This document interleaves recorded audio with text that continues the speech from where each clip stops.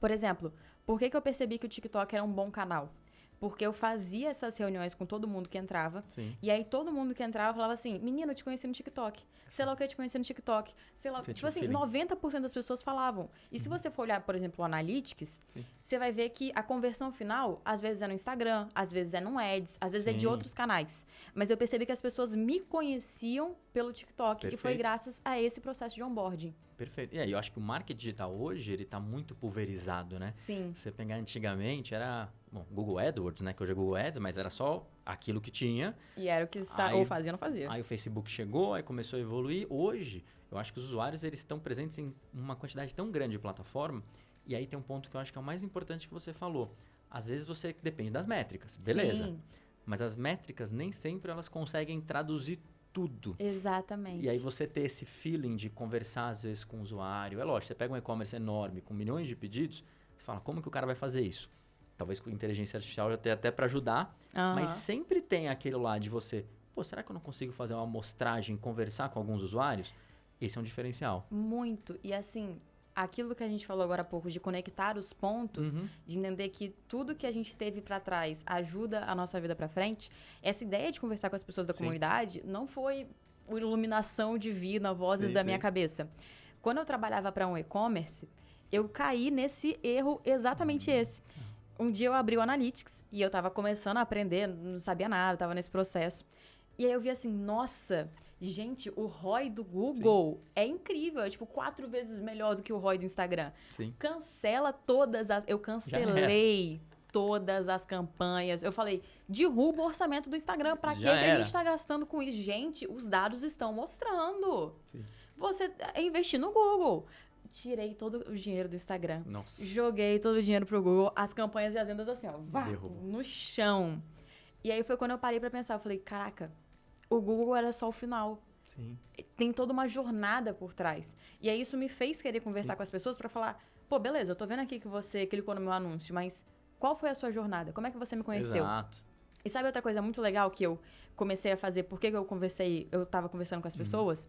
Além do TikTok, uma coisa que eu percebi, falando isso, vou deixar já a primeira dica de livro. Opa. Tem um livro muito bom, que foi o que me inspirou a procurar outros canais, que se chama Tração. Perfeito. Tração, ele te explica 19 canais de tração diferentes.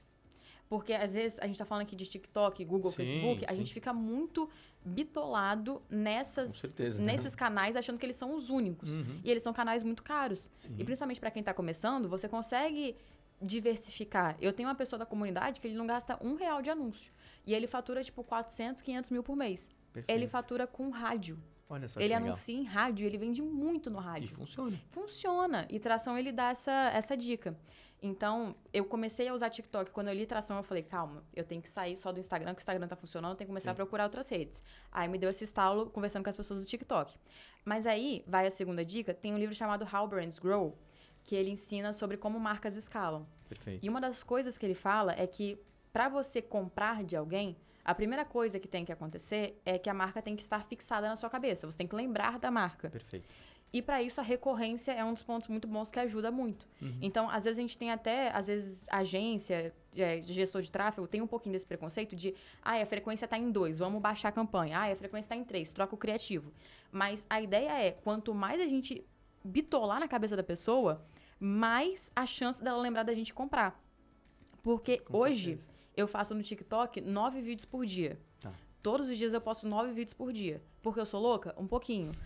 Mas não é só por isso. Porque as pessoas, elas começaram a falar comigo, tipo assim, Sofia, os seus vídeos apareciam tanto pra mim, Sim. o dia inteiro. Toda vez que eu abri o TikTok, aparecia um vídeo seu, que eu falei, eu vou ter que conhecer essa menina. Eu vou ter que entrar pra conhecer. Eu vou ter que dar uma chance pra essa comunidade, porque Sim. eu vejo o vídeo dela o dia todo e eu gosto de todos os vídeos dela. Perfeito. Não, e não é só criar o vídeo, né? É que você também cria um vídeo que de uma maneira gera valor, Bom, ou seja...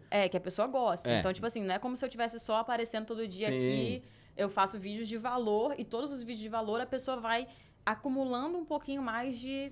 Essa menina é interessante, acho que vale a pena. Não deixa de ser marketing. Exatamente. No final Então, das contas. uma das coisas também que eu fui aprendendo com o tempo foi isso, de eu vou ter que ter uma frequência altíssima da pessoa chegar... E literalmente era o que acontecia. Ele falava, Sim. cara, eu não aguentava mais ver seu vídeo. Eu falei, eu vou entrar na comunidade dessa menina porque aparece todo Pelo dia menos pra vou mim. testar pra tem ver. tem que ser algum sinal divino. E o sinal divino é meu marketing Sim. pro cara. Mas esse é um ponto importante que você falou, porque eu acho que hoje você tem uma economia de atenção dos usuários porque a gente está impactado por uma quantidade enorme de informação. Sim. Eu sou um cara velho, né? Então, tipo assim, nas antigas eu comecei a ter celular que tinha internet, né? Então, assim, às vezes eu li SMS a cada 3 dias, não é? Hoje não, hoje você tem o quê? Você tem e-mail chegando, WhatsApp chegando, você tem um monte de coisa aqui, você vai querer ver vídeo, você vai querer passar o TikTok.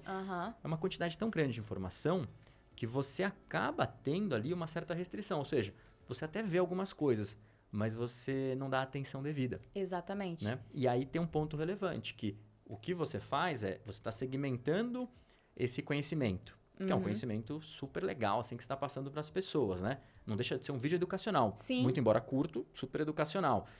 E no final das contas, a pessoa você consegue ter a atenção dela naqueles segundinhos.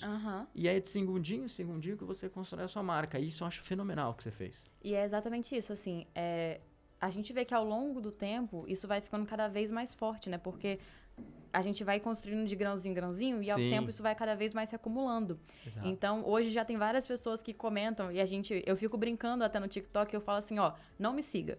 Não me siga. Se você tá com limite no cartão, se você não tá com seu nome sujo no Serasa ainda, não me segue, porque quem me segue começa a comprar livro e estoura o cartão, entra em dívida. Aí no final eu sempre falo, mas ó, se você gostar de livros, a gente tem uma comunidade de pessoas aqui. Exato. E as pessoas comentam, tipo assim, hahaha, estourei meu limite, Sofia, eu não aguento mais, toda vez que eu vejo seu vídeo eu compro um livro novo.